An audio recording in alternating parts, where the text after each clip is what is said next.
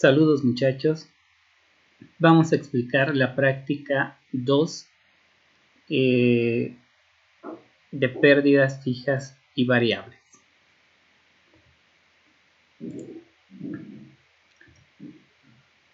El objetivo de esta práctica es determinar las pérdidas de potencia en vacío de la máquina asíncrona.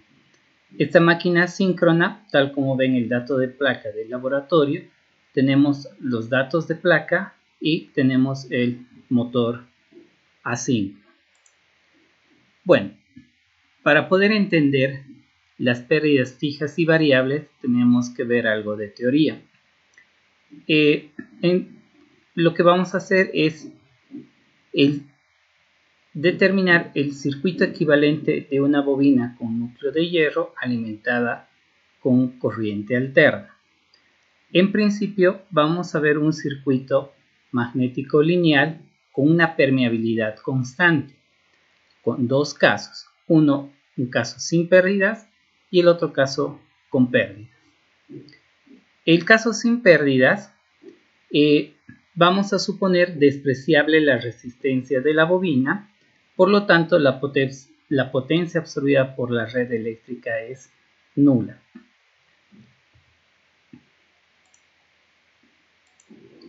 Muy bien, ¿qué va a pasar acá?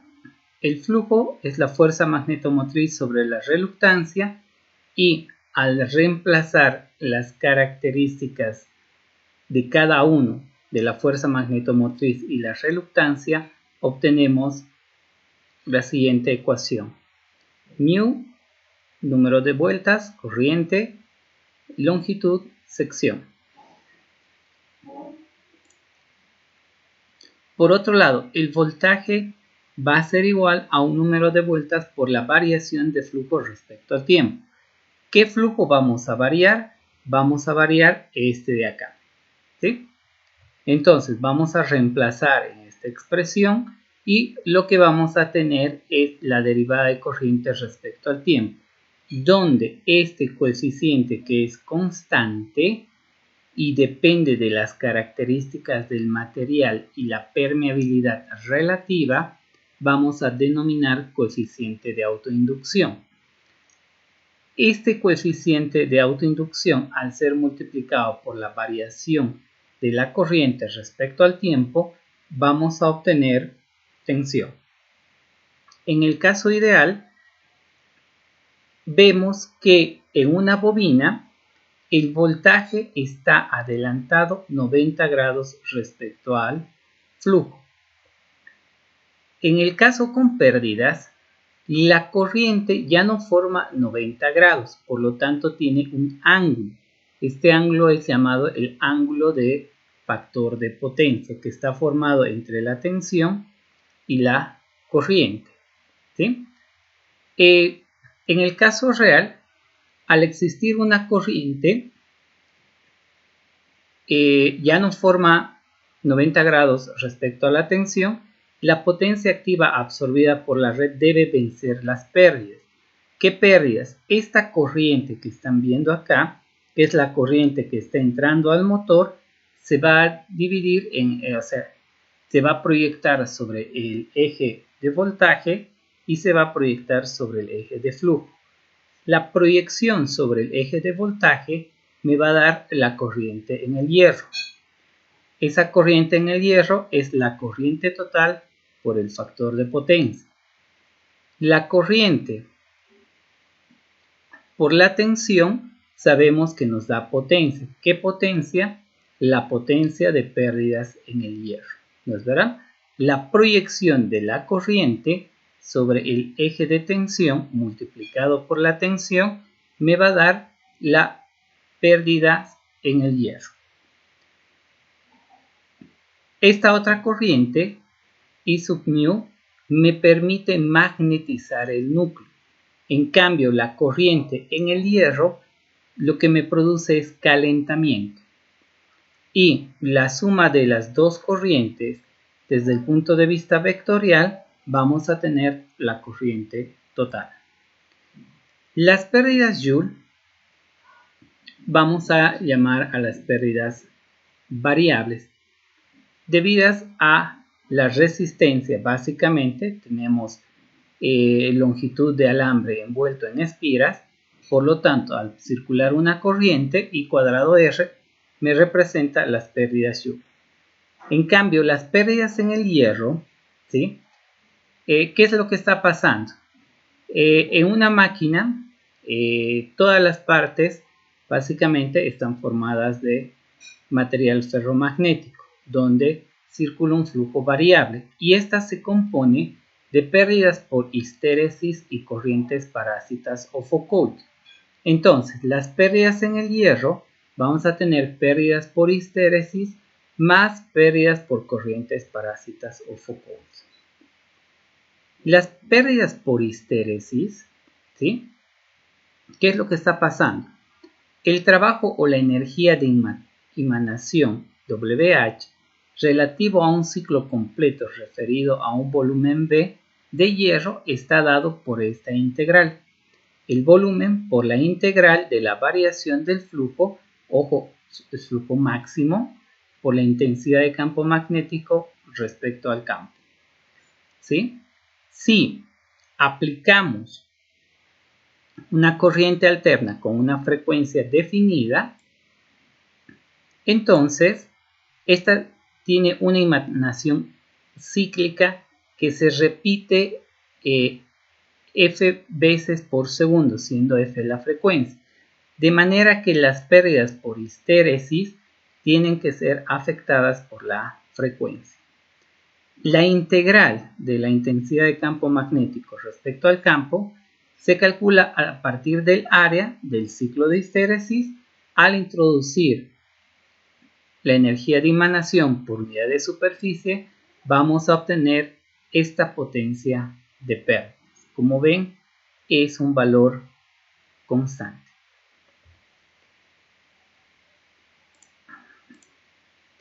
En cambio, las pérdidas por corrientes parásitas o Foucault, ¿sí?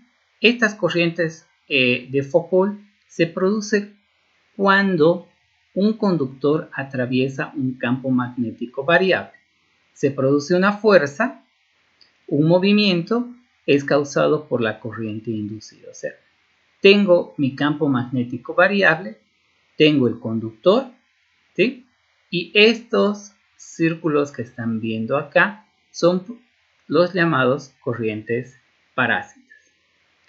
Estas pérdidas son proporcionales a un coeficiente Kp al volumen del hierro y al cuadrado de la inducción magnética Bm y al cuadrado de la frecuencia. Entonces, es una relación empírica que determina justamente las pérdidas por corrientes parásitas. Lo interesante de esto es que este campo magnético estaría relacionado con la tensión, que es una variable que podemos medir en laboratorio. El resto llega a ser esta constante K. Muy bien. Entonces, las pérdidas mecánicas son debidas al rozamiento con cojinetes, fricción de las escobillas de ventilación, etc. Por lo tanto, mis pérdidas variables básicamente están en el cobre. ¿Por qué? Porque la corriente varía y al variar la corriente, las pérdidas Joule van a cambiar. Mis pérdidas fijas están dados por las pérdidas en el hierro más las pérdidas mecánicas. Por lo tanto, si yo tengo una potencia de entrada en el motor, ¿sí? I cuadrado R va a representar mis pérdidas por fase debido al efecto Joule, la constante por la tensión al cuadrado, más estas pérdidas. ¿Qué pérdidas son? Son pérdidas por histéresis, ¿verdad? ¿Sí? Y más la potencia mecánica. Todo este grupo me va a representar mis pérdidas por fricción. Ojo, las pérdidas fijas no van a variar, aún varíe la potencia absorbida, o sea, por la máquina, si la velocidad es constante o sensiblemente constante. En cambio, las pérdidas variables van a cambiar de acuerdo a la potencia absorbe o cede la máquina. Hay una variación de potencia, entonces hay variación de corriente porque la tensión es constante y la variación por efecto Joule se da debido a la variación de corriente. ¿Sí? Entonces, debido a que el deslizamiento es muy pequeño cuando el motor trabaja sin carga, las pérdidas Joule en el motor se pueden omitir. Estas pérdidas Joule estamos hablando en el rotor. El índice 2 representa el rotor. Como este deslizamiento es bastante pequeño, esta cantidad no hace efecto sobre el total. Por lo tanto, la potencia de entrada menos la pérdida Joule vamos a tener que igualar a una ecuación de segundo grado. ¿Qué es lo que me está pasando? Si solamente graficaría mi potencia de entrada, tendría esta curva de acá. ¿A qué me refiero? Si solamente graficamos esta expresión que tenemos aquí, vamos a obtener esta curva.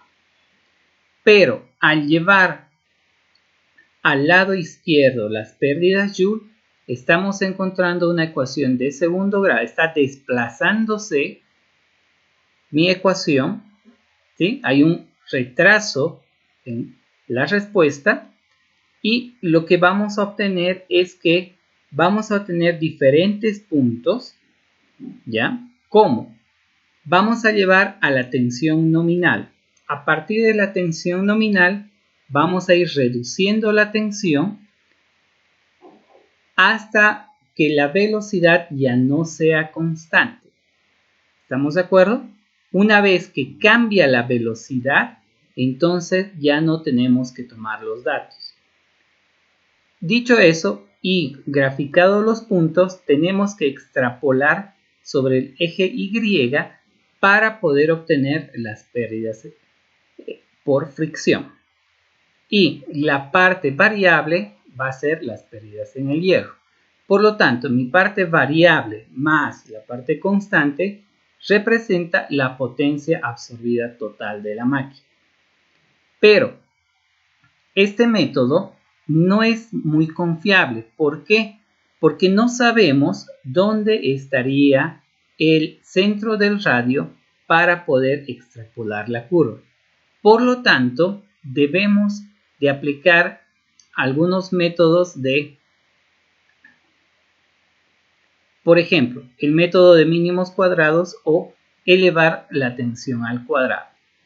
Debido a que solamente tenemos un segmento para poder tomar los datos a velocidad constante, una vez que hemos aplicado un método de linealización, podemos extrapolar la curva hasta el eje vertical y de ahí vamos a poder leer con mejor precisión.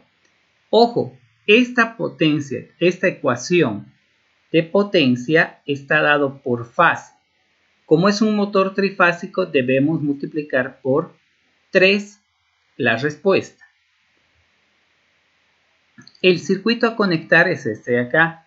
Tengo la línea de alimentación, L1, 2, 3. Los conductores irían a un autotransformador que me permite variar la tensión. Y del autotransformador nos vamos al motor sin carga. El eje estaría libre. Colocamos tensión corriente y un batímetro. Ahora sí, el levantamiento de datos y la tabulación, vamos a anotar los datos nominales, los cuales tenemos en la placa del motor. Ya les estoy dando la resistencia en frío del motor. Los datos del laboratorio son estos de acá, ¿sí? Y una vez que tenemos, ojo, son corriente de línea, tensión de línea, potencia monofásica y velocidad. Una vez que tenemos estos datos, ustedes deben calcular estos otros parámetros. Y de la gráfica deben encontrar la potencia de fricción constante.